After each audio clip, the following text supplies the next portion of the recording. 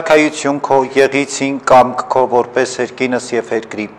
ըսած մեր հանապազորդ դուր մեզ այսօր եւ թող մեզ սպարտիս մեր որպես եւ մեկ թողուք մերոց պարտապանած եւ մի տանիրս մեզի փորձություն այլ փրկյաս մեզի չարեզի քո արքայություն եւ զորություն եւ փառք հավիտյանս ամեն իմաստություն հոր Հիսուս դուր ինձ իմաստություն ըսբարիս խորել եւ խոսել Եվ գործել առաջի քո համենայն ժամ, իչար խորհրդոցի բանից եւ ի գործոց փրկյազիս եւ ողորմյա քո արարածոց եւ ինձ բազմամեղիս ամեն համեցեք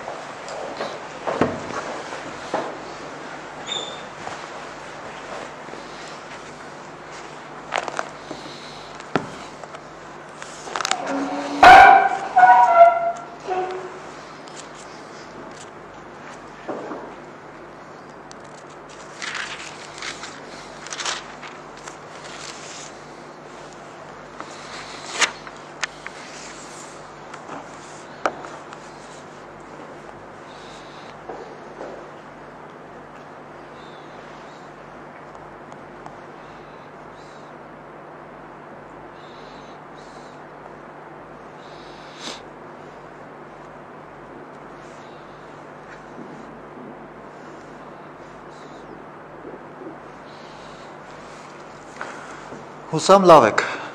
բոլորդ եւ մինչեւ սկսելը շնորհավոր եմ ամենքիդ այսօրվա տոնի արդիվ գիտեք որ ծաղկազարդի տոնի խորհուրդը իր մեջ երկակի զգացում ունի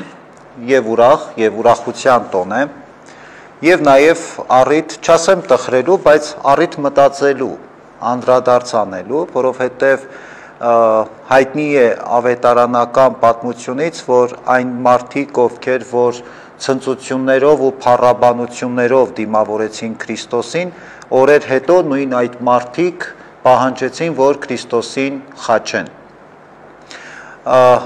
Այսինքն այս օրինակը միշտ առիթ է մեզ մտածելու, անդրադառնալու, որ հանկարծ մենք էլ չհայտնվենք Քրիստոսին խաչողների շարքում, Մանավանդ ես նկատի ունեմ այն պատկերը, որ մեր եկեղեցիներում երբեմն կարող ենք տեսնել մարդիկ, ովքեր որ այսօրը գալիս են եկեղեցի, պարզապես միայն ուռենու ճյուղեր օրհնելու համար։ Մնացածը թե ինչ է տեղի ունենում եկեղեցում, այլևս կարևոր չի, բայց սա ինքնախաբեություն է եւ այդ օրհնված ճյուղերը ըստ էության որևէ իմաստ կամ նշանակություն այդ մարդկանց համար ունենալ չեն կարող եւ այդ օրհնությունն էլ իրենց համար արժեք չունի։ Եթե մեզ համար ընդհանրեն այդ ճյուղերն են ու վերջ, դրանից այն կողմ որևէ հոգեվոր ապրում կամ հոգեվոր զգացում ունեն լինել, որևէ հոգեվոր զգացում չկա։ Իսկ գիտեք, որ այսօրվա խորհուրդը ամբողջությամբ պատարագի ընթացքում է, որ բացահայտվում եւ նաեւ իբրև օրհնություն փոխանցվում մարդկանց տրմբացեքի արարողությունը, որը երեկոյան կատարվում է, որը խորհրդանշում է, որ բացվում են մեր առաջ երկնքի արքայության դռները եւ տրվում է յուրաքանչյուրիս հնարավորություն այդ դռներից ներս մտնելու Պարզապես որպեսզի մենք կարողանանք երկնքի արքայության այդ դռներից ներս մտնենք, մենք պիտի այս վերջին վաղվանից սկսվող չարչարանքների շաբաթը քայլել Քրիստոսի հետևից։ Այսօրվա մեր սրտողության թեման կրկին ուղղված է դեպի Երուսաղեմ, Պողոս 20-րդ գլուխը Գործ Առաքելոցի, որտեղ որ նկարագրվում է, թե ինչպես էր Պողոսը ձգտում հասնել Երուսաղեմ։ Իհարկե ճանապարհին որոշակի գործեր եւ պարտականություններ նույնպես Պողոս Առաքյալը ուներ, որ պիտի դրանք հասցներ ավարտին եւ բնականաբար նաեւ հասներ Երուսաղեմ, որովհետեւ իր ամբողջ նպատակը Երուսաղեմ հասնելն էր։ Նախ Պողոս Առաքյալը երբ գտնվում էր Մակեդոնիայում, եկավ ավելի ճիշտ Մակեդոնիա, իր աշակերտներին, այստեղ հավատացյալներին մխիթարեց, զորացրեց իրենց հավատքի մեջ, ապա Մակեդոնիայից հետո եկավ Հունաստան, որտեղ մնաց մոտ 3 ամիս եւ այստեղ էլ նրա դեմ դավ նյութեցին, Պողոս Առաքյալի դեմ դավ նյութեցին, որովհետև Հունաստանից հետո ուզում էր գնար ասորիկ, բայց քանի որ կային մարդիկ հրեական համայնքներում, ովքեր որ ուզում էին խանգարել Պողոս Արաքյալի քարոզչությունը եւ ընդդիմանալ այն քարոզչությանը, որ իրականացնում էր, անընդհատ փորձում էին հնարավորինս խոչընդոտել եւ դավեր էին նյութում Պողոս Արաքյալի նկատմամբ եւ որոշեց, որ Մակեդոնիայով վերադառնա եւ երբ որ այսպես էր իրականությունը, Պողոսը նախ եւ առաջ Մակեդոնիայում եւ տարբեր համայնքներում հավաքել էր հանրաժեշտ օգնություն Երուսաղեմի համայնքին հասցնելու համար, որովհետեւ գիտեք, որ Երուսաղեմի քրիստոնյաները ավելի այսպես կարիքի մեջ էին հայտնվել մի պարզ պատճառով։ Քրիստոսի այն խոսքը, որ ասել էր, որ ես պիտի գնամ եւ շուտով վերադառնամ, Երուսաղեմի քրիստոնյաները մտածել էին, որ շուտով Քրիստոս գալու է եւ երկրորդ գալուստը լինելու է եւ իրենց այդ հարստությունը, ունեցվածքը ինչիներին է պետք եւ ամբողջ իրենց մի տեսակ կալվածքները, ունեցվածքը վաճառեցին եւ բաժանեցին աղքատներին։ Եվ Երուսաղեմի համայնքի քրիստոնյաները մի տեսակ կանգնեցին փաստի առաջ այսի առումով եւ Պողոս Արաքյալի նախաձեռնությամբ տարբեր համայնքներից մարդիկ օգնություն էին հավաքում եւ առաքյալների կամ նրանց աշակերտների միջոցով ուղղում դեպի Երուսաղեմ։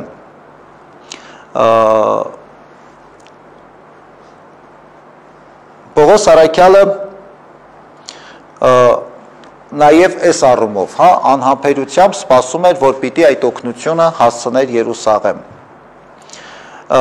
Պողոսը եկավ հասավ Տրովադա եւ մի շաբաթ դեռ Տրովադայում էր Պողոսը, երբ որ հավաքվել էր Եվտիքոսի տանը, ով քրիստոնյա համայնքից մի հավատացյալ էր, որտեղ որ երկար Պողոս Արաքյալը իր քարոզչությունը իրականացրեց։ Բայց մինչև Տրովադա գալը, ինչու Պողոս Արաքյալը փոխեց իր ճանապարհը, որովհետև այդ համայնքը Հունաստանից, որ գալիս էր դեպի Երուսաղեմ, այդտեղ շատ էին հրեաները եւ պիտի նավով ճամփորդեին։ Եվ Պողոս Արաքյալի ականջին հասավ, որ հրեաները դավ էին նյութել քո դեմ եւ հնարավոր է, որ նավի մեջ քեզ ծովը նետեին։ Եվ դրա համար այդ բազմամբող, բազմանդամ հրեաներ, ովքեր որ կային նավի մեջ, խուսափեց այդ նավը նստելուց եւ դրա համար Պողոս Արաքյալը իր ճանապարհը փոխեց, որ ավելորդ այդ գայթակղության առիթ չդառնա։ Եկավ հասավ Տրովադա, Պողոս Արաքյալը ուրիշ ճանապարհով հասավ Տրովադա, ավելի ապահով եւ հանգրվանեց Եվտիքոսի տանը, որտեղ որ Պողոս Արաքյալը երկար եւ հանգամանալից բացատրում ու խոսում էր քրիստոնեության վարդապետության մասին, բայց մինչև այդ այստեղ նկարագրվում է նաեւ վերջին ընթրիքի պատկերը, թե ինչպիսին էր վերջին ընթրիքը առաջին դարում կամ ինչպես էր առաջին դարում առաքելական շրջանում տեղի ունենում հացի պեկանումը կամ Սուրբ Հաղորդության խորհուրդը, որը որ մեզ փոխանցել է Քրիստոս։ Որից հետո նաև հիմնական այսպես ծիսակարգը վերջին ընթրիքի այն էր, երբ որ մարդիկ հավաքվում էին, բերում էին իրենց ուտելիքները եւ հավասարապես այսպես այդ ուտելիքները բաշխում մեկը մյուսին եւ դրա համար նաև այս հավաքը կամ համախմբումը կոչվում էր ագապե կամ սիրո ճաշ։ Վերջում արդեն Քրիստոսի թողած օրինակով առաքյալը կամ երեցը համապատասխան պաշտոնյան ձեռնադրված պաշտոնյան կատարում էր այդ հացի պեկանման խորհուրդը, ինչպես որ Քրիստոս մեզ տվել էր այդ օրինակը եւ ներկաները հաղորդվում էին Քրիստոսի մարմնին եւ արյանը։ Եվ որից հետո նաեւ երկար զրույց քարոզ քրիստոնեական վարդապետության եւ աստվածային ճշմարտությունների շուրջ, որի հիմնական նպատակը եւ իմաստը մարդկանց բացատրելն էր աստվածային խորհուրդները, որոնցով որ մարդիկ պիտի ապրեին, ոչ միայն հասկանային, այլ պիտի ապրեին, որովհետեւ մեզ համար շատ կարեւոր է ոչ թե ուղակի պարզապես տրամաբանությամբ թափանցել աստվածային խորհուրդների խորքը, աստվածային ճշմարտությունների խորքը, այլ փորձել դրան կյանքի կոչել։ Գիտեք, շատ հաճախ հնարավոր է, որ մարդիկ այսպես մտավոր առումով, տրամբանական ձևակերպումներով կարող են հասկանալ, այն ինչ որ մեզանից Քրիստոս պահանջում է, այն ինչ որ Քրիստոս արեց մեր կյանքում, մեզ համար, մեր փրկության համար, բայց իմաստությունը տեղ չի, իմաստությունը այդ ամեն ինչը կյանքի կոչելու մեջ է, որովհետև շատ հեշտ է, հա, տեսականորեն ավելի հեշտ է հասկանալ, ըմբռնել, բացատրել, բայց շատ ավելի դժվար է, երբ որ մենք սկսում ենք դրանք կյանքում կիրառել։ Այստեղ թվում է, թե առաջին դեպքում է մարդուց իմաստնություն պահանջվում, բայց իրականում երկրորդ դեպքում, գործնականում աստվածային ճշմարտությունները ապրելու համար է, որ մարդկանցից պահանջվում է իմաստնություն։ Այսինքն այդ իմաստնություն ասելը խելքի կամ մտքի այսպես հորիզոնը լայնացնելու մասին չի խոսքը, այլ օբյեկտիվորեն ճշմարտությունը տեսնելու եւ օբյեկտիվորեն կյանքը իրականությունը գնահատելու։ Մենք հաճախ ինչ ենք անում, մենք ավելի շատ բարդացնում ենք, որpիսի մենք արդարացնենք Աստծո օրինակները կամ Քրիստոսի պատվիրանները չպահելու մեր այդ ընթացքը կամ մեր անկարողությունը աստվածային պատվիրաններով ապրելու, բայց իմաստությունը շատ պարզ է այստեղ։ Աստված մեզ սիրում է եւ այդ սիրուն մենք պիտի պատասխանենք։ Եվ ինչպես պիտի մենք պատասխանենք, եթե ոչ գործով, եթե ոչ նույն օրինակով, Քրիստոսի նույն օրինակով ապրելով։ Սա է մեր առաքելությունը։ Իմաստուն մարդը ոչ թե ամեն ինչ բարդացնում է, այլ ընդհակառակը ամեն ինչ պարզեցնում է։ Եվ մեր հոգևոր կյանքում սա է։ Ինչպես որ շատ հաճախ մարդիկ գալիս են այսօր եկեղեցի իրենց տարբեր խնդիրներով։ Ես համաձայն եմ, որ յուրաքանչյուր մարդ ունի խնդիրներ, դժվարություններ կյանքում, կլինի ընտանեկան, կլինի ընկերային, սոցիալական, տարբեր։ Բայց երբ որ մարդիկ մեզ պատմում են իրենց խնդիրներն ու դժվարությունները, այնքան բարդ է ամեն ինչ թվում։ Որովհետև մենք սիրում ենք ամեն ինչ բարդացնել։ Ես չեմ ասում մարդիկ, երբեմն նաև չափազանցնում են, բայց օբյեկտիվությունից շատ հեռու չեն։ Կարելի է հասկանալ, որ մարդը յուրաքանչյուր մարդ կարող է ունենալ դժվարություն։ Բայց այստեղ իմաստնությունը այն չի, որ մարդը կարողանա իր խնդիրներն ու իր խնդիրները ճիշտ ձևակերպել կամ բնութագրել։ Իմաստնությունը այնտեղ է, որ այդ ամբողջ խնդիրների ու այդ խնդիրների մեջ իրական կյանքը տեսնել շատ ավելի պարզ գույների մեջ։ Եթե կա որևէ խնդիր, առաջին հերթին ես եմ մեղավոր։ Ուրեմն որտեղ եմ ես սայթաքել, որտեղ եմ ես մեղավոր, ինչը այնպես չեմ արել։ Մարդկանց թվում է, թե երբ որ գալիս են եկեղեցի դիմելով հոգևորականներին, մենք այսպես ինչ-որ միսիկ, ինչ-որ խոսքեր կամ նախադասություններ պիտի ասենք եւ մարդկանց կյանքը միանգամից 180 աստիճան փոխվի։ Այդպես չի լինում։ Աղոթքը ես նույնի եմ ասել ու նորից եմ ուզում կրկնեմ։ Մեզ թվում է, թե աղոթքը այն ինչ որ մենք եկեղեցում անում ենք, կամ քահանային էլ չենք դիմում նույնիսկ։ Եթե խնդիրներ ունենք, գալիս ենք եկեղեցի, խնդրում ենք, որ Աստված մեզ օգնի։ Մեզ թվում է, թե աղոթքը մեր բարդ իրավիճակներից դուրս գալու ամենահեշտ ճանապարհն է։ Համաձայն եք, որ հեշտ է։ Հա ունեմ խնդիր, գալիս եմ Տեր Աստված, իմ խնդիրը այսպեսին է, դե մտածի, թե ինչպես է իմ խնդիրը լուծում։ Հեշտ է։ Այս ճանապարհը թվում։ Հետո մտածում ենք արդեն Աստծո գործն է, ոնց կորոշի։ Բայց իրականում աղոթքը այդ բարդ իրավիճակից դուրս գալու հեշտ ճանապարհ չի, ընդհակառակ ամենաբարդ ճանապարհն է, որտեղ այն ինչ որ դու աղոթեցիր, դու ինքդ պիտի իրականացնես։ Ոչ թե բերես քո խնդիրները թողնես Աստծուն, հետո դու գնաս հանգիստ քո համար ապրես, հետո դարդ անես, թե ինչի է քո կյանքը այսքան վատ, ու երբ որ քո կյանքում ոչինչ չի փոխվում, ուրեմն Աստծո կամքն է, Աստված այդպես ուզեց, ուրեմն համակերպվեմ ու վերջ։ Սրանով մեր խնդիրը վերացավ, որտեղ մենք սկսեցինք համակերպվել։ Երբեք չի կարելի համակերպվել։ Քրիստոնյան չի կարող համակերպվել դժվարություններին, փորձություններին, խնդիրներին, եթե կա որևէ խնդիր, քրիստոնյան պետք է հաղթահարի։ Եվ մենք այս ինչ որ ես ասում եմ, լավագույն կերպով ոչ միայն Պողոս Առաքյալի, բայց այս դեպքում քանի որ մենք խոսում ենք Գործք Առաքելոցից եւ Պողոս Առաքյալի քարոզչությունից, այս ինչ որ ես ասում եմ կոնկրետ ու հստակ երևում է Պողոս Առաքյալի օրինակի մեջ։ Մենք տեսնում ենք նրա կեցվածքի մեջ։ Երբ որ Պողոս Առաքյալը այստեղ իր քարոզն էր անում այս տանը, ասում է մի պատանի կար, որ երրորդ հարկից Պողոսի խոսքը երբ որ երկարեց, մի երիտասարդ, որ նստել էր պատուհանի, խորը քուն էր մտել։ Եվ երրորդ հարկից ցած ընկավ ու նրան մեռած վերցրեցին։ Իջնելով Պողոսն ընկավ նրա վրա, նրան իր գիրկն առավ եւ ասաց. «Մի խռովեք, քանի որ սրայքին դեռ վրան է»։ Հետո վեր ելավ, հացը կտրեց ու կերավ եւ մինչեւ առավոտ շատ բաներ եւս խոսեց, ապա մեկնեց։ Իսկ պատանուն կենթանի ներս բերեցին եւ մեծապես մխիթարվեցին։ Ըստ էության Պողոս Արաքյալը այստեղ հրաշք գործեց։ Պատանին, ով վայր ընկավ երրորդ հարկից, որին մահացած գտան, բայց Պողոս Արաքյալը հրաշքով այս տղային կենթանացրեց, այս երիտասարդը հարություն առավ, եւ սա գիտեք, մենք այսպիսի դեպքերն ու այսպիսի իրավիճակները համարում ենք հրաշք։ Այո, առաքյալները ունեին այդ հավատքը եւ Աստծո ներկայության հստակ վերապրումը իրենց կյանքում, որ կարող էին իրենց հավատքով սարսուռ տալ եւ ամեն ինչ կարող էին անել։ Եվ Սուրբ Հոգին իրականում գործում է հենց այստեղ, երբ որ մարդը անկեղծորեն եւ իր ամբողջ կյանքով ծառայում է Աստծուն եւ հավատքի մեջ ամուր է ու հաստատում։ Բայց մենք շատ հաճախ, երբ որ անդրադառնում ենք հրաշքի, հրաշքներ տեսնելիս զարմանում ենք։ Զարմանում ենք, որովհետեւ մեզ համար դրանք անսովոր երևույթներ են։ Այո, Աստվածաշնչում կան հրաշքներ, որոնք բացատրության ենթակա են, կարելի է բացատրել։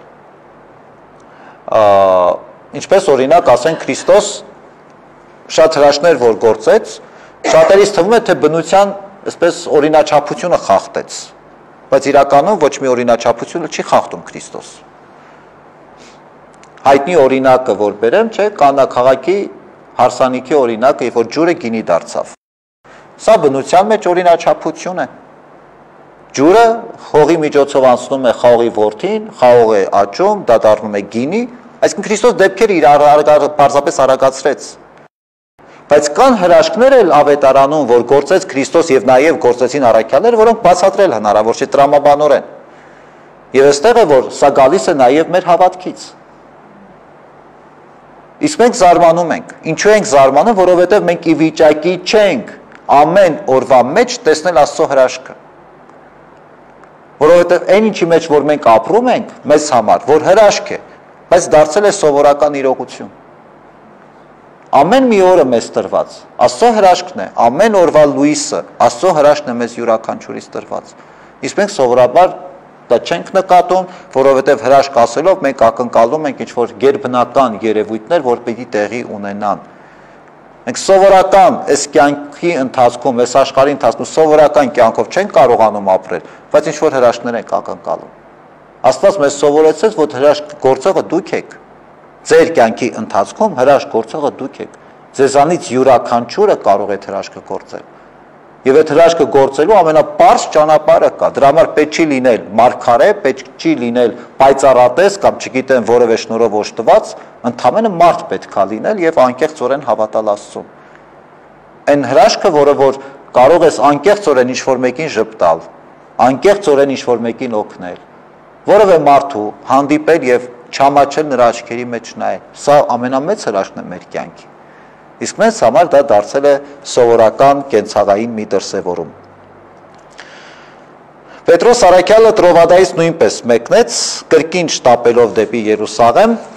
նավարկեց դեպի Ասոն եւ հույս ուներ, որ այնտեղից պիտի կարողանար հասնել Երուսաղեմ։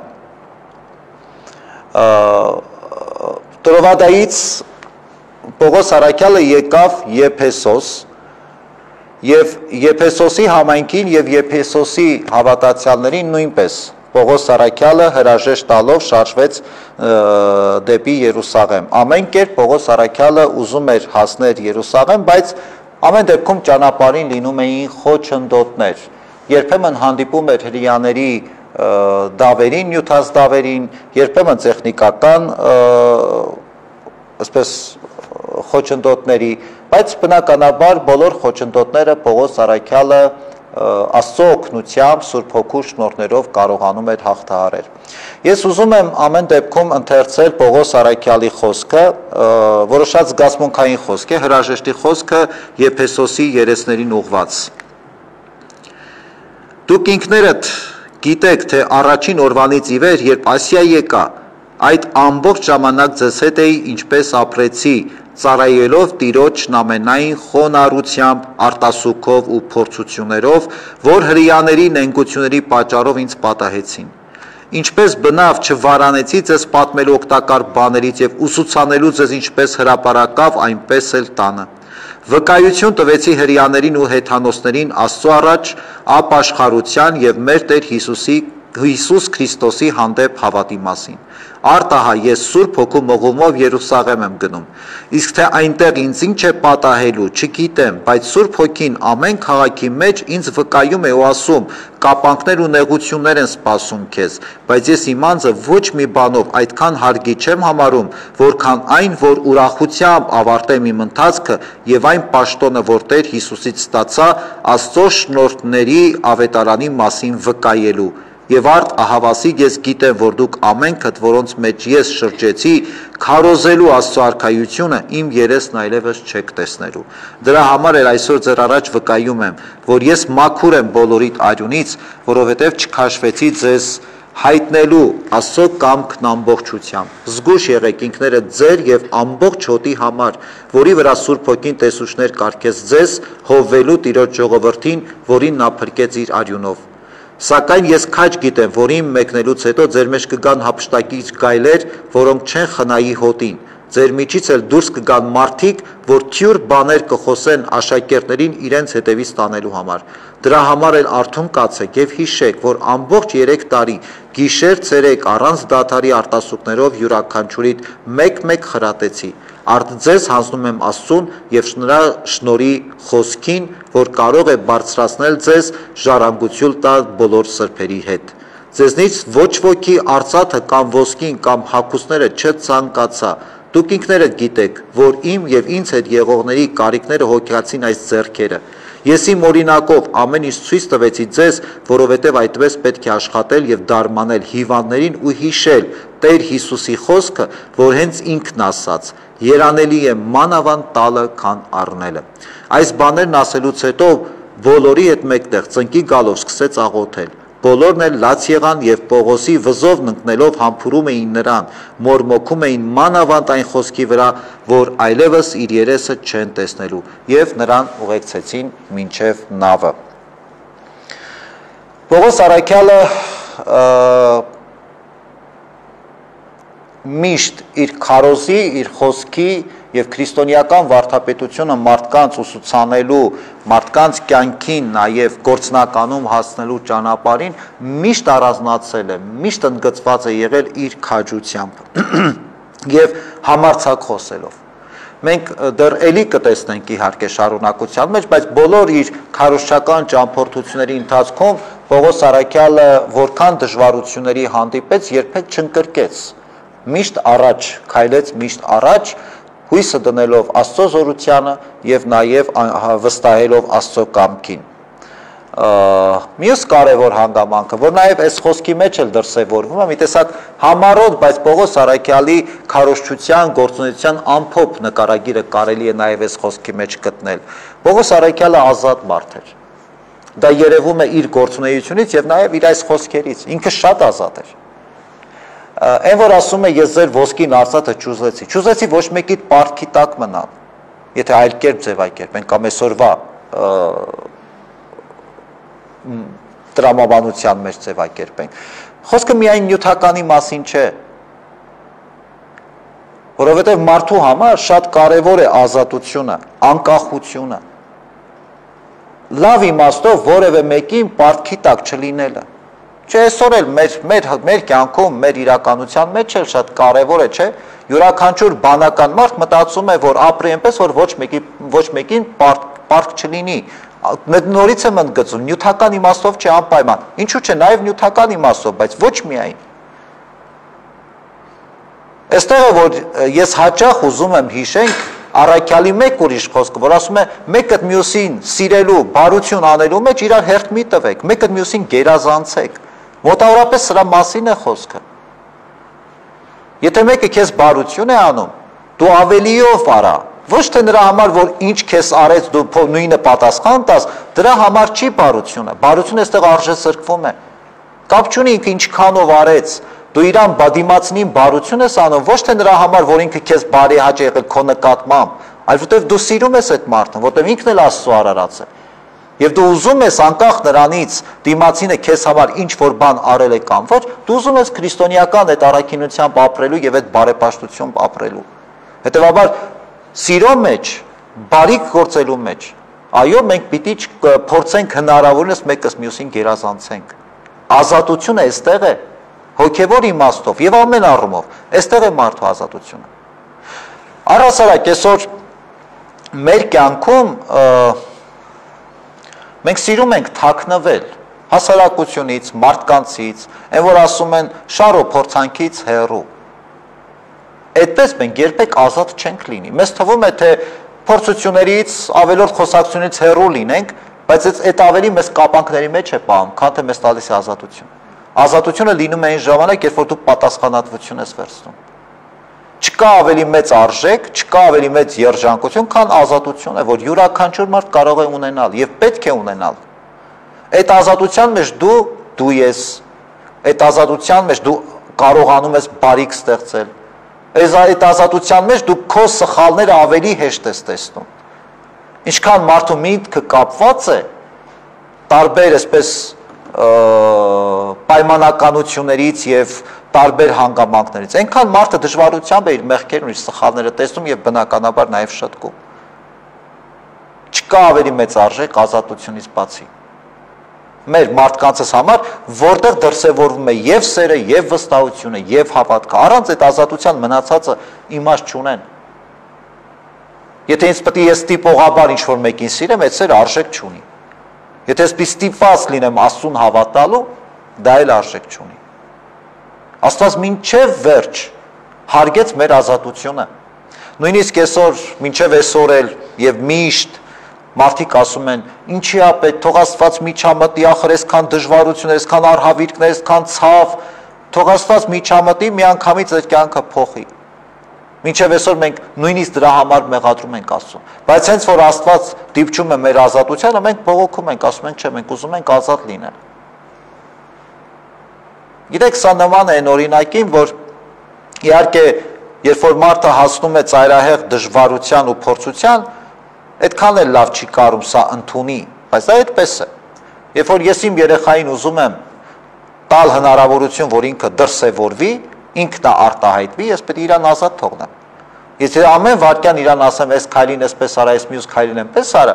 ես իրան չեմ կարող այդ ազատությունը տալ եւ ինքը իր արածն էլ արժեք չունի, որովհետեւ ինչ որ ասեցի, նա էլ արեց։ Հիմա այդ երեխան, եթե սխալվի էլ, ես ինչ կարող եմ պահանջել այդ երեխայից։ Ես ասենք ենթադրում եմ այս օրինակը, որ երեխային ծնողը տալիս է ազատություն եւ իր երեխային ճանաչելով, ինքը գիտի, որ իր երեխան ինչ կանի։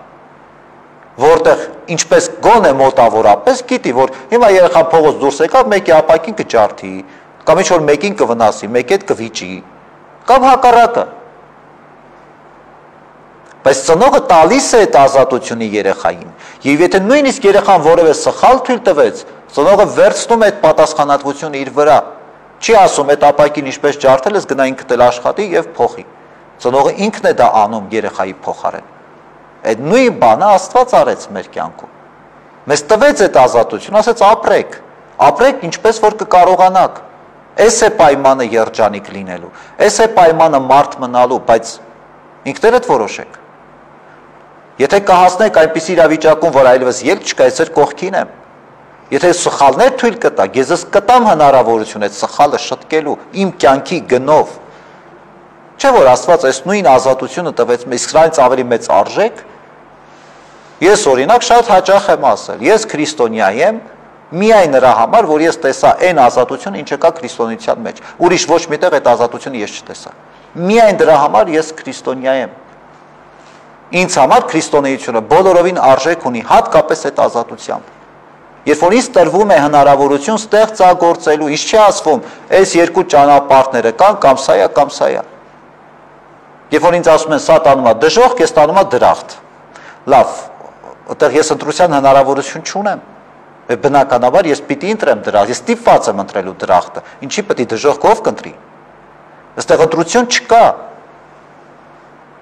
Եվ մեր մոտ սխալ է այդ պատկերացումը, որ մարդուն ազատությունը տրված է, որպեսզի մարդը չար գործի կամ բարի, չէ։ Ազատությունը տրված է, որ մենք մեր ազատությամբ բարին ընտրենք եւ այդ բարության մեջ կատարելագործվենք, զորանանք։ Ազատությունը Աստծո կամք ընտրելու հնարավորությունը մեզ յուրաքանչյուրիս։ Աշխարհում կա լավը, կա վատը, կա լավը, իսկ քրիստոնեությունը եկավ մեզ ասելու, որ կա երրորդ ճանապարհը, հրաշալին, կատարյալը։ Այս երրորդ ճանապարհի համար եմ ես քրիստոնյա։ Այստեղ իհարկե դեռ մենք շատ անելիք ունենք, այս կատարելության ձգտելու ճանապարհին մենք շատ ու շատ անելիք ունենք, բայց կարևորը որ մենք այս երրորդ տարբերակն ենք ընտրում, որտեղ մենք ազատ ենք, որտեղ մենք ստեղծագործ կյանքով պիտի կարողանանք ապրել։ Մյուս կարևոր հանգամանքը, որ Պետրոս Արաքյալի օրինակի մեջ մենք տեսնում ենք, ինքը չէր վախենում ապագային նայելու, ինչպիսին է լիներ այդ ապագան։ Չէ, ինչպես որ ասում է, ինչ կլինի ինձ Երուսաղեմում, չգիտեմ, բայց Աստծո Հոգին ասում է, որ կլինեն փորձություններ եւ հալածանքներ, ու դա կարևոր չի։ Ինքը հստակ ու համարձակ նայում էր այդ ապագայում իր հետ կատարվելիք փորձություններին եւ ինքը դրանից չէր վախենում։ Իհարկե մենք չգիտենք, որ վաղը մեզ հետ ինչ կկատարվի, վաղը մեզ հետ ինչ կլինի, բայց գոնե հասկանում ենք, որ վաղը մյուս օրը, այն մյուս օրը մենք ապակամ եւ լավ օրեր կունենանք, եւ փորձություններ կունենանք, Աստված ճանի դժվար ու փորձություններով լի օրեր ունենանք, բայց գիտենք հիմա, որ կլինեն, այնպես չի, որ մենք երաշխավորված ենք, մենք չպիտի վախենանք այդ ապագայից։ Ինչ-ա լինի, այդ ապագան ինչպիսին կլինի, այդ մենք ենք որոշում։ Էլի ստեղ մեր ազատության եւ ստեղծագործ կյանքով ապրելու հրամայական է, որ յուրաքանչյուրիս առաջ դրված է իբրև մարտահրավեր։ Իսկ մենք այսօր անընդհատ այդ վախի մեջ ենք։ Վաղը ինչ կլինի։ Այո, գուցե այսօրվա իրականությունը մեզ թույլ չի տալիս վաղվա համար լինել լավատես։ Ուրեմն ինչ պիտի անենք։ Բողոքելու հուսահատվելու փոխարեն մեր այսօրը պիտի կառուցենք ու ապրենք այնպես, որ այդ հիմքը լինի վաղվա լավ օրվա։ Եթե մենք այսօրը չենք ապրում, վաղը մենք հաստատ չենք ապրի։ Եթե մեր այսօրը չենք լցնում մենք մեզանով, Աստծո ներկայությամբ, Աստծո սիրով, վաղը մեր օրը կրկին դատարկ է մնալու։ Մեկ սխալ է այդ վաղվա ապագայի հետ կապված լավատես լինել եւ հույսը դնել այդ լավա ու ոչինչ չանել, այս դատարկ զբաղմունք է։ Վաղը լավ կլինի, ինչպես ով է որոշում կամ ով պիտի այդ լավը լինի, որոշի որ պիտի լինի։ Եթե մենք այսօր չենք ապրում, եթե մենք այսօր ոչինչ չենք անում, եթե մենք այսօր չենք պայքարում։ Եվ մյուս կողմից սխալ է այդ ապագայի հետ կապված վախերը, որ բավոր ինչ-որ սխալ կամ վատ բան պատահի մեզ հետ։ Այդ էլ մյուս ծայրահեղությունն է։ Իսկ Պողոս Արաքյալի օրինակը շատ հստակ է։ Այսօր ես անում եմ այն ինչ, որ ես պարտավոր եմ անելու, եւ գիտեմ, որ վաղը կլինեն փորձություններ, հոգ չէ։ Էդ էլ կկարողանանք հաղթահարել Աստծո սիրով եւ Աստծո օրհնությամբ, Աստծո առաջնորդությամբ։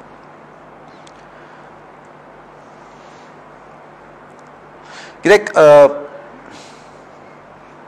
Պողոս Արաքյալի ձգտումը դեպի Երուսաղեմ, իհարկե միայն այդ օգնությունը այնտեղի հավատացյալներին հասցնելը չէր, դա կարևոր առաքելություն էր, բայց Երուսաղեմը այնտեղն էր, որտեղ որ ինքը հանդիպում էր Քրիստոսին, որտեղ սուրբ վայրերն էին, որտեղ ապրել է Քրիստոս, որտեղ տերունակող սրբություններ են, սրբավայր, որտեղ Աստվածամայրն է, որտեղ համախմբվում էր Քրիստոսի եկեղեցին։ Մի տեսակ Երուսաղեմ այդ կենտրոնն էր։ Աստվածամոր շուրջ համախմբվում էր եկեղեցին։ Պողոս Արաքյալը գնում էր այնտեղ իր ուխտը նորոգելու եւ Աստծուն այնտեղ հանդիպելու։ Ամեն մարդ միշտ էլ ունի պարտականություններ հոգևոր կյանքում։ Եվ այդ պարտականությունները իրականացնելու ճանապարհին կլինեն խոչընդոտներ։ Պողոս Արաքյալի օրինակը մեզ սովորեցնում է, որ պետք է համառել անկախ այդ խոչընդոտներից, անկախ այդ փորձություններից։ Հիմա Պողոս Արաքյալի ամբողջ նպատակը եւ ցանկությունը Երուսաղեմ հասնելն էր։ Ինչ էր այնտեղ ինքը գտնելու այնտեղ օրհնություն,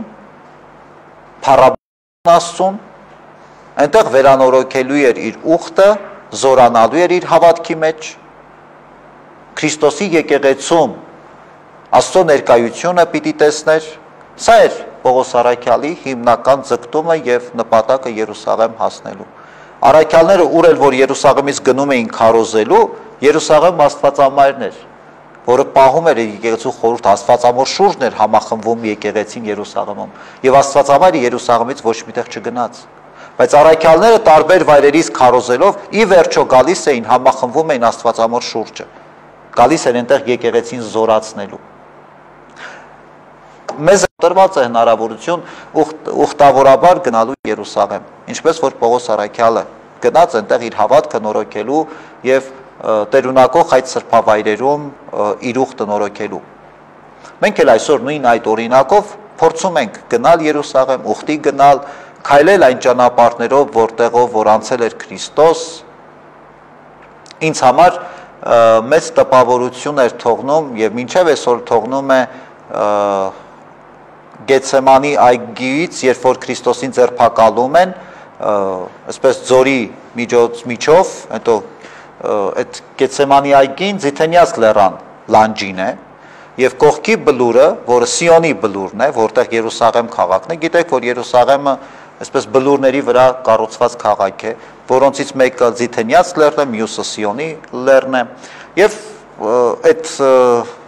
Ձորի միջով անցնում իջեցրեցին Քրիստոսին ձերբակալելուց հետո եւ բերեցին Կայափա քահանայապետիտուն, որ Սիոնի բարձրունքին է գտնվում։ Հիմա մինչեւ հիմա պահպանվում են այն աստիճանները, այդ ձորից դուրս եկող, որի վրայով քայլել է Քրիստոս, երբ որ Քրիստոսին ձերբակալել են։ Առաջի դարի սպեղումներով բացահայտված Ես երբ որ եղա այդ սրբավայրում ու կանգնեցի այդ աստիճանների առաջ ու այսպես զարմացած նայում եմ, որ այստեղով ձերբակալեցին Քրիստոսին եւ այս աստիճաններով Տիրոջը բերեցին դեպի Կայափա քահանայապետիտուն, որտեղ որ Քրիստոսին դատեցին։ Այդ աստիճանների առաջ անընդհատ կանգնելով առիթ ես ունենում մտածելու։ Այսօր էլ որ Քրիստոս նույն աստիճաններով բարձրանա դեպի գնում է Գողգոթա, դեպի խաչելություն, դեպի մահ։ Մենք ինչ ենք անելու։ Մենք այս պատմության մեջ որտեղ ենք։ Ես ինչ պիտի անեմ։ Ես այսօր եկել եմ ուղղակի այսպես դիտողի դերում եմ, հիանում եմ իբրև այսպես ուխտավոր, երբեմն իբրև տուրիստ, հիանում եմ այս սրբավայրերով, պատմում են, սա այսպես է նշանակում, սա մյուսն է նշանակում եւ այլն, բայց գործնականում դա ինձ համար ինչ արժեք ունի։ Իհարկե այդ աստիճանները նյութական իմաստով արգելված է, որ որևէ մեկը հիմա այդ աստիճանի վրայով քայլի։ Հնություն է, վնասել կա եւ այլն, բնականաբար փակ է եւ չես կարող այդ աստիճանի վրա քայլել։ Բայց հոգեվոր իմաստով շատ կուզեի, որ մենք կարողանայինք այդ աստիճաններով քայլել, մենք էլ քայլել այդ աստիճաններով։ Եվ զգալ այն ինչ որ զգաց Քրիստոս, երբ որ իրան ձերբակալեցին անարդար կերպով։ Երբ որ իրեն մոտեցան իբրև ավազակի, վաղվանից մեզ համար խաչի այդ չարչարանքների ճանապարհն է եւ այդ աստիճանները արդեն մեր աչքի առաջ են։ Գուցե եւ մենք մեր հոգեվոր կյանքի ընթացքում շատ պիտի առիթ ունենանք գտնելու հնարավորությունը այն ճանապարհները, որոնցով որ քայլեց Քրիստոս, որ մենք էլ իր հետևից քայլենք։ Հիմա Երուսաղեմում հստակ կան որոշակի տեղեր, սրբավայրեր, որտեղ գիտես այստեղով Քրիստոս քայլել է, ֆիզիկապես Քրիստոս այս ճանապարհով անցել է։ Բայց հոգևոր մեր կյանքի համար շատ հստակ է այն ուղղությունը, որը այն ճանապարհը, որը որ մեզ ցույց է տալիս Քրիստոս, դեպի Երուսաղեմ հոգևոր իմաստով։ Այսօր Քրիստոս ինքը մտավ Երուսաղեմ, չէ՞, Ծաղկազարդի այսօրը մենք կրկին Քրիստոսի Երուսաղեմ մտելու տոնն ենք նշում։ Քրիստոս մտավ Երուսաղեմ օրհնություններով ու փառաբանություններով։ Ու մարդիկ ինչ էին ուզում Քրիստոսից։ Աշխարհիկ իշխանության հաստատում։ Այդ փառաբանությունների իմաստը դա էր։ Մարդկանց ոգե, ահա ասում են հիմա Քրիստոս եկավ Երուսաղեմ, հիմա արդեն իրեն կհռչակի իբրև Իսրայելի թագավոր։ Բայց երբ որ Քրիստոս մտավ Երուսաղեմ ու միանգամից գնաց տաճար, տաճարում առևտրականներին վռնդեց, ասեց, որ իմ տունը հորտուն աղոթքի տուն պիտի լինի։ Հետո տեսան առաքյալները եւ մյուս մարդիկ, հրեաները, ովքեր որ ակնկալում էին, որ Քրիստոս հիմա իրեն կհռչակի թագավոր, նորից ասում է սիրեք միմյանց։ Փոխարեն ասի գնացեք հռոմեական կայսրության դեմ ապստամբեք, հռոմեական լեգիոների դեմ կռվեք, նորից ասում է սիրեք։ Հասկացան, որ չէ, Քրիստոս իրենց ուզած Աստվածը չի։ Այն ինչ որ իրենք ակնկալում էին Քրիստոսից, հասկացան, որ չէ, Քրիստոս այդ մեկը չի։ Եվ դրա համար այդպես չարացան Քրիստոսի հանդեպ, որովհետև Քրիստոս չէր համապատասխանում իրենց ակնկալիքներին, իրենց պատկերացրած Աստծո պատկերին։ Հիմա մենք այս օրինակը մեր աչքի առաջ ունենալով, չէ որ նույն կերպ մենք ենք վարվում այսօր։ Շատ հաճախ մենք Աստծուն ինքներս ենք ձևավորում, այսպիսին պիտի լինի Աստված։ Երբ որ ես լավ վիճակում եմ, Աստված ջան, դու ինձ հանգիստ թող, ես կապրեմ, հենց որ նեղ ընկնեմ, քեզ կհիշեմ։ Մեր պատկերացած Աստված այսպեսին է լավագույն դեպքում։ Բայց արդյոք սա արդար է։ Արդյոք սա չի նշանակում, որ մենք էլ նույն այդ օրինակով պիտի փառաբանենք, հետո խաչենք Քրիստոսին։ Երբ պետք է փառաբանենք, երբ պետք է խաչենք Քրիստոսին։ Չէ՞ որ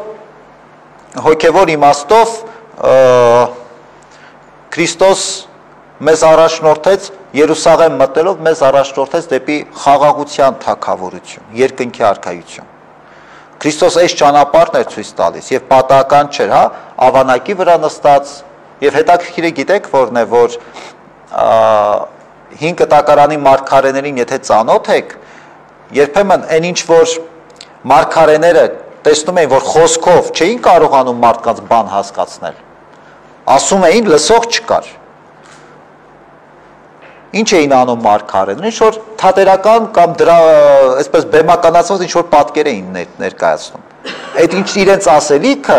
ավելի այսպես բեմականացված էին ներկայացնում մարդկանց։ Գրեթե բոլոր մարգարեների մոտ մենք այդ օրինակը տեսնում ենք։ Նույն այստեղ Քրիստոս նույն այդ մարգարեների կոպիտ ասած մեթոդը կիրառեց։ Տեսա որ այլևս այս մարդկանց հնարավոր չէ ոչինչ հասկացնել։ Քրիստոս ինչքան ժամանակ էր եւ ինչքան ընթացք էր, որ ասում էր, որ ես չեմ եկել ապստամբություն ղեկավարելու, հռոմեական կայսրության դեմ կռիվ տալու։ Ես եկել եմ երկնքի արքայությունը հաստատելու։ Այդքան Քրիստոս ասեց, ոչ մեկ նրան չլսեց եւ չհասկացավ ինչ էին։ Նույնիսկ Քրիստոսի աշակերտները մինչեւ վերջին պահը սպասում են, որ Քրիստոս հիմա ինքն իրեն թագավոր կհռչակի։ Իրենք էլ կդառնան նախարարներ։ Բայց մարդիկ այդպես էլ չհասկացան։ Մինչև Քրիստոսին հարուցյալ Քրիստոսին տեսնելը մարդիկ այդպես էլ չհասկացան։ Ինչ էր ուզում Քրիստոս ասեր։ Եվ ինչ արեց Քրիստոս։ Այդ ինչ որ պիտի ասեր, ավելի պատկերավոր դրամատիկ ներկայացրեց։ Ավանակի վրա նստած մտավ Երուսաղեմ։ Այն ինչ որ պիտի բացատրեր Քրիստոս արեց բեմականացված։ Ավանակը, որտեղ խորհրդանիշն էր խաղաղության։ Ուզեց ասել, որ ես եկել եմ խաղաղություն հաստատելու, ես չեմ եկել սուր բերելու, կռիվ բերելու, պատերազմ բերելու։ Եվ այն որ մարդիկ իրենց գեստները, ուռենու արմավենու ճյուղերը տարածում են Քրիստոսի ոտքերի առաջ, դա էլ խորհրդանիշն էր մեր հոգևոր ընծաների, մեր պատրաստակամության, մեր կյանքը, մեր ունեցած ամենաթանկը Տիրոջը նվիրելու։ Հիմա խնդիրը դրված է այսպես, մենք երբ ենք պատրաստ մեր թանկ ունեցած այդ թանկը Տիրոջը նվիրելու, երբ որ Քրիստոս համապատասխանի մեր պատկերացումներին, իսկ ով պիտի մտածի նրա մասին, ես համապատասխանում եմ Աստծո պատկերացումներին, թե ոչ։ Մարդիկ դա էլ չհասկացան, բայց հետաքրքիր է նաև Քրիստոսի այս մոտեցումը, որ արեց ամեն բան, որպեսզի մարդկանց գիտակցությանը հասնի ինքը ինչի համար էր եկել աշխարհ։ Հիմա նույնը այս նույն բանը մեզ է տրված։ Մեր հայացքը դեպի Երուսաղեմ ուղղելով հասկանալու, որ Քրիստոս գալիս է դեպի ամեն մեկս, առանձին, մեր սիրտը թակելով, մեր սրտի դռները թակելով։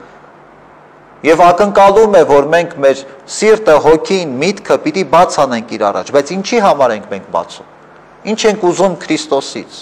Կամ արդյոք ընդհանրապես ինչ որ բան պետք է, որ մենք ուզենք Քրիստոսից։ Եթե ոչ իրեն։ Չէ՞ որ Քրիստոս բազմաթիվ անգամ նաև մեզ սովորեցրեց։ Այն ինչ որ ինքը կարա մեզ տա, էական չի։ Շատ ավելի էական է հենց ինքը Քրիստոս, որ լինի մեր կյանքում։ Մնացածը կարևոր չի։ Բնավ կարևոր չի, չէ՞ որ երբ որ դու ինչ-որ մարդու սիրում ես,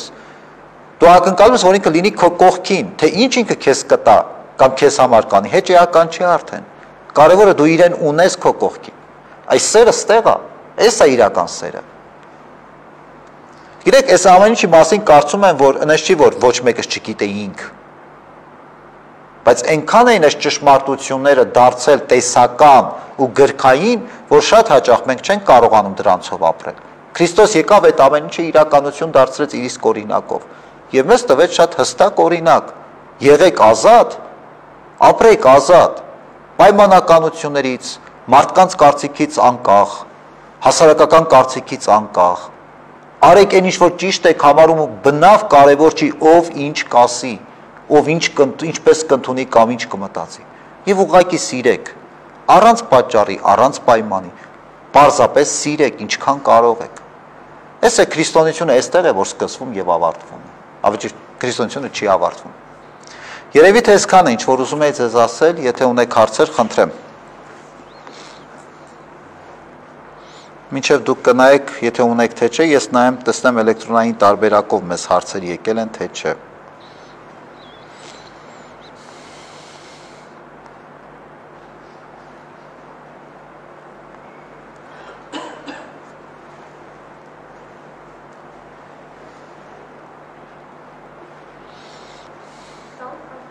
Այո։ Ով այս մանկան ընդունի իմ անունով, ինձ է ընդունում։ Ինչ է նշանակում ընդունել մանկան իր անունով։ Երբ որ մենք որևէ մանուկ ասելով նկատի չունի անպայման տարիքով փոքրիկ երեխային։ Առհասարակ Քրիստոսի երկրային կյանքի տարիներին աղքատները համարվում էին մանուկ այն իմաստով, որ արհամարված էին հասարակության կողմից։ Օրինակ տեսեք, առաջին դարում այսպես էր, երեխաները ամենաառհավարված խավն էին, ինչքան էլ այսօր մեր համար դա կարող է զարմանալի թվալ։ Այն ժամանակ հասարակության մեջ առաջին դարում երեխաները ամենաառհամարված խավն էին, որովհետև հասարակական կյանքում երեխաները որևէ դերակատարություն չունեին եւ համարվում էին անպիտաններ, մինչեւ որ կդառնային չափահաս եւ հասարակական կյանքում որոշակի ներդրում կունենային։ Բայց ընդհանուր առմամբ, այստեղ նույնիսկ այն մարդիկ, ովքեր որ չափահաս էին, բայց հիվանդ էին, կարիքի մեջ էին, այսինքն հասարակական կյանքում չէին կարող ամբողջությամբ իրացնել իրենց, այս մարդիկ էլ արհամարված էին։ Այսինքն հասարակությունը այսպիսին էր, մի բան արեցիր հասարակության համար, դու կարևոր մարդ ես, չկարողացար անել, դու արհամարված ես, դու բանի պետք չես։ Հիմա մանուկներ ասելով գլոբալ առումով այս խավին արհամարված խավին նկատի ունի Քրիստոս։ Հետևաբար Քրիստոս փոխեց մարդկային այդ պատկերացումը եւ մոտեցումը, որ եթե այս մարդը որևէ բան չի կարող անել, դա չի նշանակում, որ ինքը որևէ բանի պիտանի չի։ Դուր հնարավորություն իր ունեցածի սահմաններում ինչ որ բան անելու Աստծո փառքի համար։ Այդ դա նկատի ունի իմ անվան համար։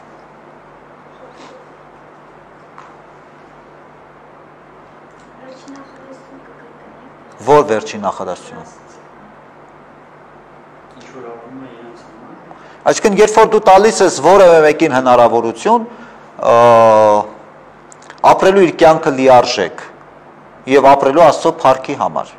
Չէ՞ որ երբ որ դու ապրում ես Աստծո օրհնությամբ, Աստվածային պատվիրաններով, այդ ամենը նաեւ Աստծո փառքի համար այդ կյանքը։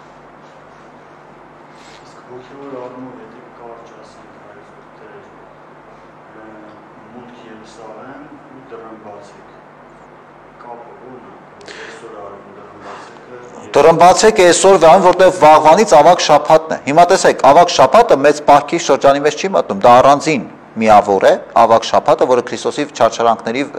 շաբաթն է, կյանքի տարիների վերջին շաբաթն է։ Եվ մի տեսակ պահքի ընթացքը, այս մեծ դա չի նշանակում, որ պահքը դադարեցնում ենք սննդի կամ հոգևոր պահքը, բայց պահքը շարունակում ենք, բայց մենք արդեն մուտք ենք գործում այդ չարչարանքների շաբաթ, որը ճանապարհ է մեզ դեպի երկնքի արքայություն եւ այս խորհրդադրմբացիկը նաեւ խորհրդանշում, որ երկնքի արքայության դռները բաց են բոլոր նրանց համար, ովքեր որ կանցնեն Գողգոթայի ճանապարհով։ Այո, իհարկե կապ ունի։ Երուսաղեմ մուտքով Քրիստոսի սկսվում է չարչարանքների շաբաթը, չէ՞։ Արդեն Քրիստոս մտավ Երուսաղեմ, սկսվում է չարչարանքների շաբաթը։ Հանա ջան։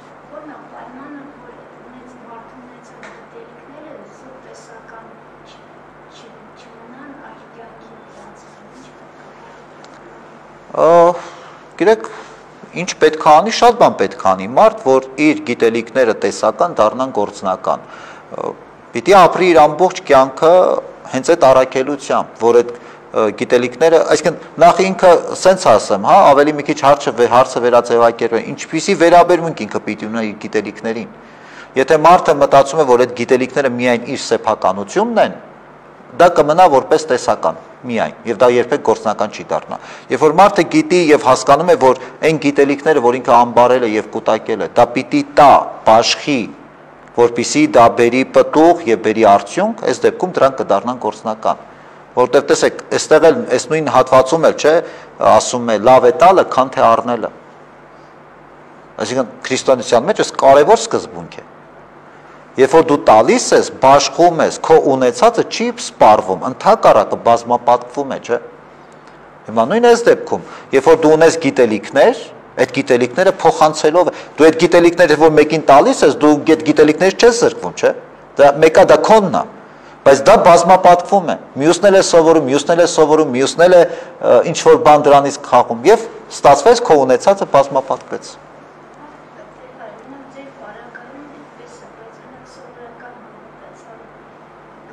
Չէ, բոլորի պարագայում է այդպես, ուսուցչի պարագայում է այդպես, չգիտեմ, որևէ իրավաբանի պարագայում է այդպես, որևէ մասնագիտություն վերցրու։ Հիմա այո, ասենք կան մասնագիտություններ, որտեղ պետք է լսարան, չէ, օրինակ ասենք ուսուցչի պարագայում պետք է լինի դասարան, աշակերտներ, որոնց գիտելիքներ, իր գործը դա է, երեխաների իր գիտելիքները փոխանցելը։ Մեր հոգևորականներից գործը էլի մոտավորապես նույնն է, մարդկանց այդ Աստծո խոսքը, Աստծո ճշմարտությունները փոխանցելը։ Բայց մյուս դեպքում էլ եթե լսարան չի պահանջում է ազնիվ վերաբերմունք իր աշխատանքին, իսկ մարդը իր մասնագիտությամբ պիտի լինի ազնիվ այդ աշխատանքի մեջ, այդ ծառայության մեջ։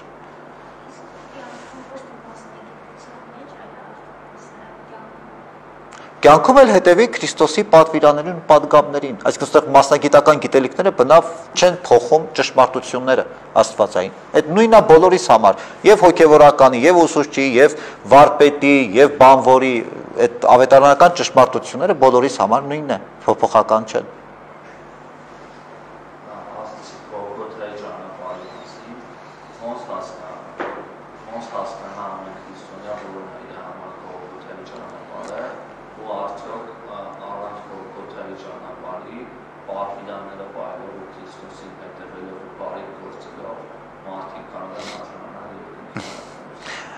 Պատվիրանները պահելը, Քրիստոսին հետևելը, բարեգործությամբ ապրել հենց Գողգոթայի ճանապարհի դրսևորումներից է։ Գողգոթայի ճանապարհ, երբ որ ասում ենք Գողգոթայի ճանապարհ ասելով, մենք նկատի չունենք բառացիորեն կրել նույն չարչարանքները, ինչը որ ապրեց Քրիստոս, բայց Գողգոթայի ճանապարհը դա զրկանքների ճանապարհն է։ Երբ որ մենք հրաժարվում ենք մեր գայթակղություններից, հրաժարվում ենք մեղքերից, հրաժարվում ենք մեղավոր կյանքից եւ այդ զրկանքների ճանապարհն է, որ մենք հանձն ենք առնում հանուն մեր հոգու փրկության։ Իսկ այդ մեղքերից հրաժարվելը, չարությունից հրաժարվելը ենթադրում է ձեր ասացի նման պատվիրաններով ապրել, բարությամբ ապրել, առաքինությամբ ապրել։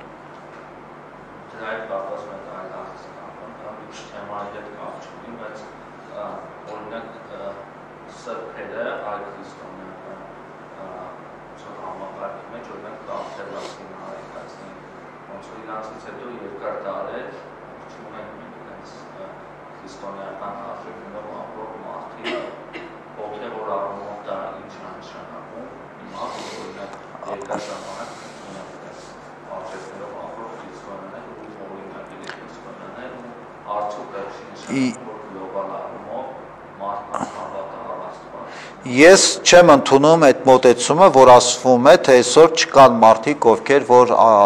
ապրում են քրիստոնեական արժեքներով։ եթե մեր վերջին սուրբը պաշտոնապես հռչակված Մովսես Տաթևացին էր, հիմա այս վերջին շրջանում նաև սրբացվեցին ցեղասպանության անմեղ զոհերը, բայց դա չի նշանակում, որ այդ միջակայքում կամ նաև այսօր չկան մարդիկ, ովքեր որ ապրում են քրիստոնյային արժանի կյանքով եւ սրբության այդ ճանապարհի վրա չեն։ Ուղղակի մենք այսօր որևէ մեկին սրբերի կարգը դասելու այդ process-ը նշի, որ ամեն շաբաթյա է կամ ամենօրյա խնդիր է։ Այսօր էլ կան մարդիկ, որոնք անկեղծորեն իրականում ապրում են քրիստոնեական արժեքներով, գուցե եւ սրբեր են, չասեմ պաշտոնապես հռչակված, բայց սրբության ճանապարհին կանգնած մարդիկ, որոնց մասին մենք տեղյակ չենք, եւ նորմալ է, որ մենք տեղյակ չենք, որովհետեւ հենց այդ սրբության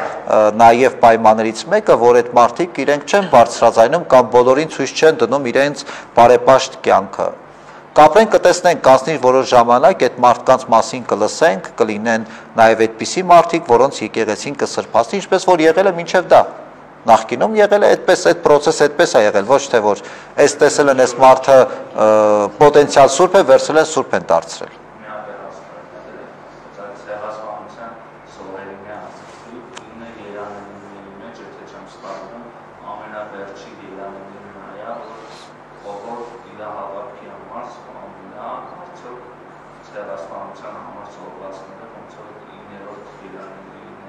Նաև, եթե դա գիտակցաբար, այսինքն մարդիկ օրինակ մարդկանց հենց ցեղասպանության ժամանակ կոնկրետ մարդկանց առաջարկվել է թողնելու ուրանալու քրիստոնեությունը եւ մարդիկ չեն ուրացել եւ հալածվել են ու սպանվել են հենց դրա համար։ Այդ մարդիկ այո, այդ սրբերի դասին են դասվում։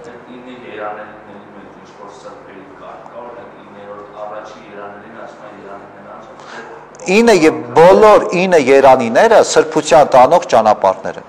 Բոլոր ոչ մի տարբերություն չկա, բացարձակ ոչ մի տարբերություն չկա։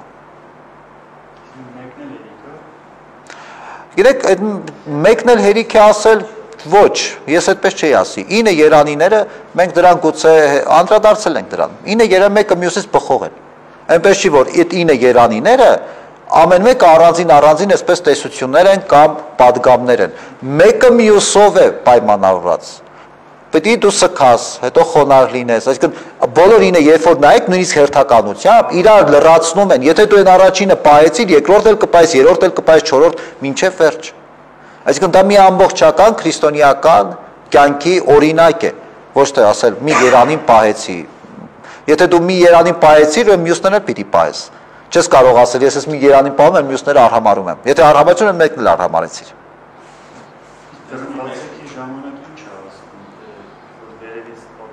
Ասում է, որ բացեք երկնքի արքայության դռները, ներսից ասում են, ով է արդյոք արժանի եք, դրսից ասում են, այո, մենք արժանի չենք, բայց Աստծո ողորմությամբ մենք կարժանանանք երկնքի արքայություն մտնելու։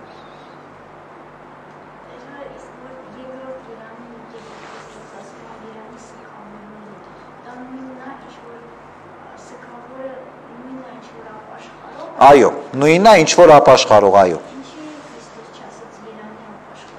Ես չգիտեմ ինչի Քրիստոս չասեց Երանի ապաշխարողին, այլ ասեց Երանի սգավորին, որովհետև նախ եւ առաջ այստեղ հոգեվոր սգի մասին է խոսքը, եւ սգավոր ասելով այն ժամանակ մարդիկ տեսնում էին այդ ապաշխարողներին, այդ կերպարը։ Մա Քրիստոս այդպես ձևակերպեց, ես չեմ կարող ասել ինչի այդպես չասեց, այնպես ասեց։ Կարևորը միտքը մեզ համար հասկանալի է։ Մեկ հարց էլ կար, պահքը, այսպես մեզ էլեկտրոնային տարբերակով ուղարկել են, պահքը կարելի է պահել վերջին շաբաթը, եթե չեք պահել ամբողջ պահքի ընթացքը, գոնե վերջին շաբաթը, այո, կարելի է, իհարկե կարելի է պահել վերջին շաբաթը։ Հա։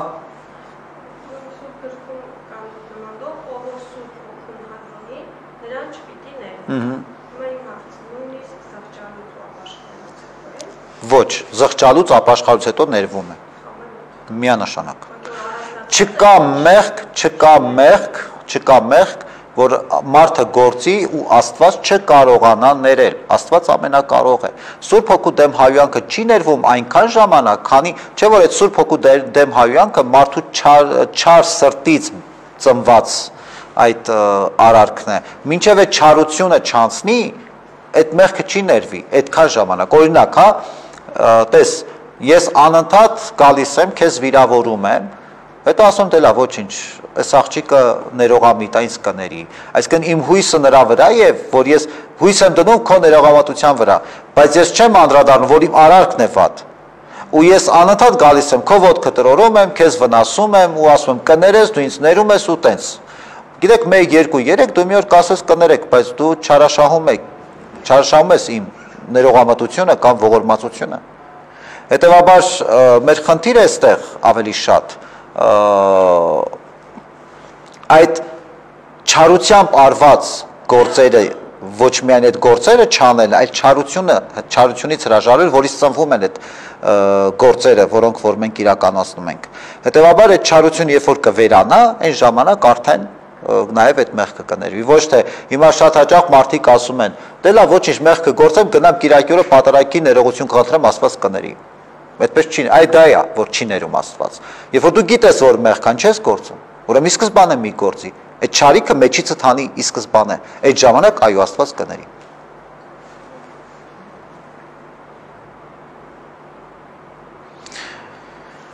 Պահքից դուրս գալու համար շաբաթ օրը ճրագալույցին առավոտից ծոմ ենք պահում եւ երեկոյան ճրագալույցին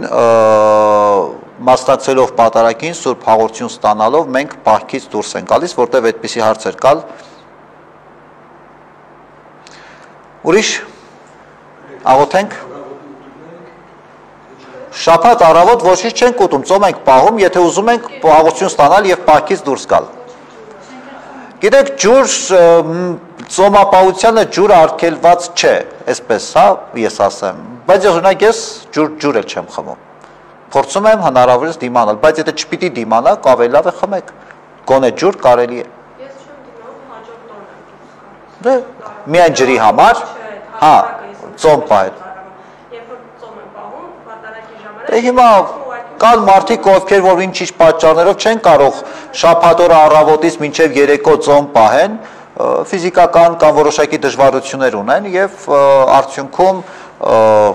Կիրակի օրն են պահում են պահքը մինչև Կիրակի եւ Կիրակի օրն են պահքից դուրս գալիս։ Ինչ? Ավակ ինքշաբթի վերջին ընթրիքի հիշատակի համար է։ Ավակ ինքշաբթին վերջին ընթրիքի հիշատակն է։ Աղոթենք։